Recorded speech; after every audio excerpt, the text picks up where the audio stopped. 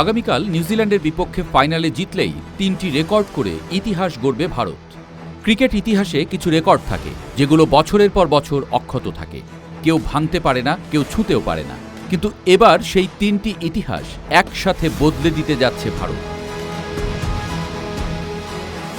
টি-20 বিশ্বকাপের ইতিহাসে আজ পর্যন্ত কোনো দল টানা ২ বার শিরোপা জিততে পারেনি।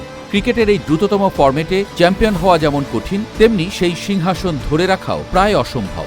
তবে জানিয়ে রাখা ভালো যে টি-20 বিশ্বকাপ ইতিহাসে নিউজিল্যান্ডের বিপক্ষে কখনো জিততে পারেনি ভারতীয়রা। তাই ফাইনাল নিয়ে একটা ছক কষতেই পারে এবার নিউজিল্যান্ডকে নিয়ে।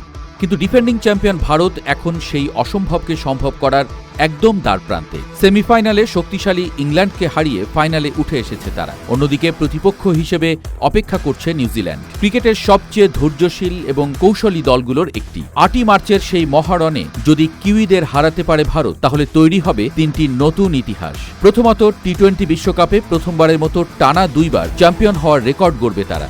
দ্বিতীয়ত, টি-20 বিশ্বকাপের দীর্ঘ ইতিহাসে আজ পর্যন্ত কোনো আয়োজক দেশ নিজেদের মাটিতে ট্রফি জিততে পারেনি।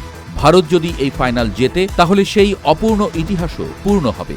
আর তৃতীয় ইতিহাসটা সংখ্যার খাতায়। টি-20 বিশ্বকাপে এখন পর্যন্ত কোনো দল ৩ বার চ্যাম্পিয়ন হওয়ার কীর্তি গড়তে পারেনি। ২০০৭ সালে প্রথম বিশ্বকাপ জয়ের পর ২০২৪ সালে আবারও ট্রফি জিতেছিল ভারত। আরেকটি শিরোপা মানেই হবে তৃতীয় বিশ্ব জয়, যা এনে দেবে এক নতুন রেকর্ড। অর্থাৎ সামনে মাত্র একটি ম্যাচ, মাত্র ২০ ওভারের লড়াই, কিন্তু সেই ম্যাচই বদলে দিতে পারে টি-20 ক্রিকেটের ইতিহাস।